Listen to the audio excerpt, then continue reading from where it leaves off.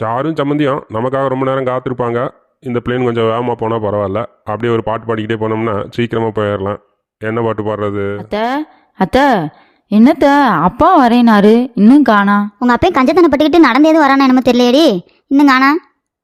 எங்க அப்பாவை குறை சொல்லேன்னா உங்களுக்கு தூக்கமே வராதுத்த. ஏண்டி உண்மையை தானே சொல்றேன், அதுக்கு எதுக்கு இப்படி கோவப்படுறேன்?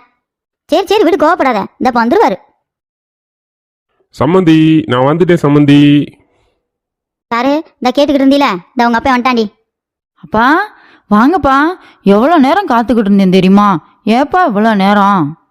சாருமா, அது ஒன்றும் இல்லைம்மா.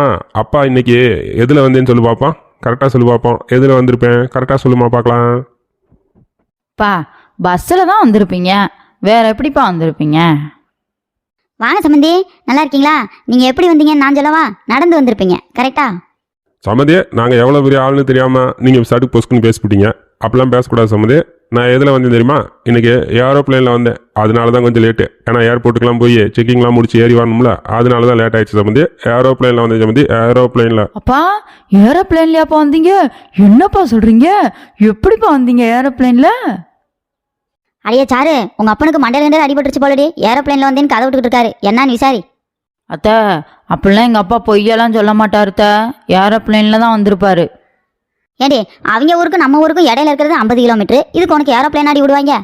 அப்பா ஆமாப்பா, 50 கிலோமீட்டருக்கு எப்படிப்பா ஏரோப்ளைனில் வர முடியும்? சாருமா, அப்பா துவைக்கிறதுக்கு 5 ரூபா சோப்பு ஒன்று வாங்கினேம்மா. அதில் ஏரோப்ளைனில் போகிறதுக்கு கூப்பன் கிடச்சிச்சுமா.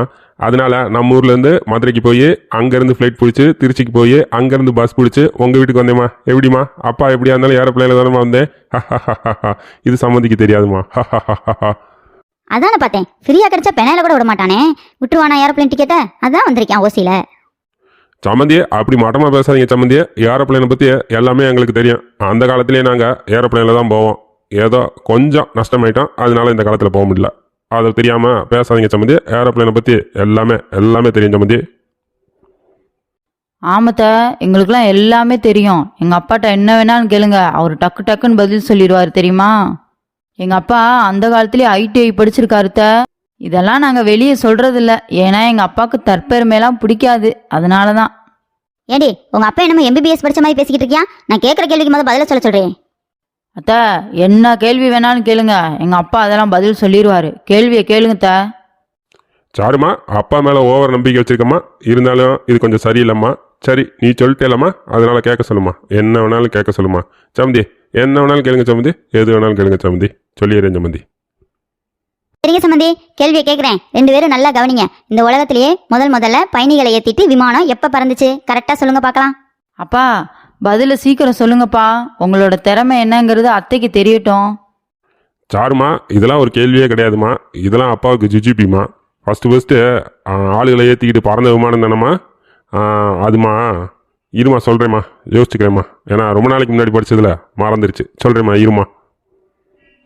அப்பா சீக்கிரம் சொல்லுங்கப்பா. சம்மந்தி சீக்கிரம் சொல்லுங்க சம்மந்தி, வேலை கிடக்குது. சம்மந்தி, இதெல்லாம் ஒரு கேள்வியே கிடையாது சம்மந்தி.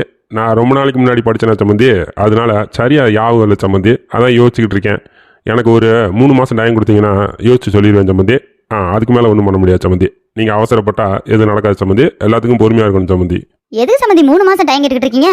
3 வருஷம் கூட டைம் எடுத்துக்கோங்க. தெரியலன்னு சொல்ல வேண்டியதானே, அதுக்கு என்ன இவ்வளோ பில்டப்பு? சரிங்க சம்மந்தி, பதிலை நீங்களே சொல்லுங்கள். ஏன்னா நான் சொன்னேன்னா நீங்கள் தோற்ற மாதிரி ஆயிரும். அதே நேரத்தில் என் மகளும் சங்கடப்படும்.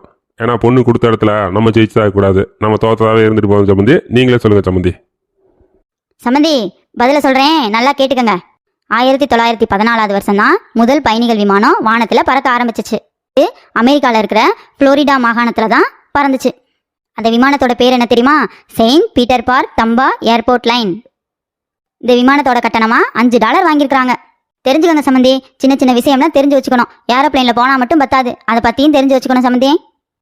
சம்மந்தி, எனக்கு தெரிஞ்சா என்ன, உங்களுக்கு தெரிஞ்சா என்ன, எல்லாம் ஒன்று தான் சம்மந்தி. அதனால உங்களுக்கு தெரிஞ்சதாகவே இருக்கணும் சம்மந்தி, எனக்கு தெரியாமலே இருக்கணும் சம்மந்தி. இல்லாட்டி எனக்கு தெரியாமல் இருக்கட்டும், உங்களுக்கு தெரிஞ்சதாக இருக்கணும் சம்மந்தி. என்ன சம்மந்தி? ஓகே தானே சம்மந்தி? அப்பா என்னப்பா இப்படி பண்ணிட்டீங்க? அத்தை கேட்குற கேள்விக்கு பதிலே சொல்லலை நீங்கள், போங்கப்பா. அடியே சாரு, உங்கள் அப்பனுக்கு தான் தெரியாதுன்னு உனக்கு முன்னாடியே தெரியும்ல, அப்புறம் ஏன் ஓவராக ஃபீல் பண்ணிக்கிட்டு இருக்கியா? உள்ளே கூட்டிகிட்டு போய் காப்பி தண்ணியை கொடு. சரிங்கத்த. அப்பா உள்ளே வாங்கப்பா. சாருமா நீ சம்மந்தியை கொட்டிட்டு முன்னாடி போம்மா, நான் வரேன். பாருங்க மக்களே, அப்பாவி சப்பாவியை பிடிச்சிக்கிட்டு தெரியாத கேள்வியை கேட்டு அவமானப்படுத்துறது இந்த படித்தவங்களுக்கு வேலையாக போச்சு. என்ன பண்ணுறது மக்களே, நம்மளும் இந்த உலகத்தில் எல்லா கஷ்டத்தையும் தாங்கிட்டு வாழ வேண்டியதாக இருக்குது. சரிங்க மக்களே, அப்படியே நம்ம சேனலுக்கு ஒரு சப்ஸ்கிரைப் பண்ணிடுங்க, அப்படியே ஒரு லைக் பண்ணிடுங்க, அப்படியே கமெண்ட் பண்ணுங்கள், அப்படியே ஷேர் பண்ணுங்கள், எல்லாத்தையும் பண்ணி விடுங்க மக்களே. அப்போ தான் நல்லா இருக்கும் மக்களே. சரிங்க மக்களே, நான் போயிட்டு வரேன் மக்களே. பாய் பாய்.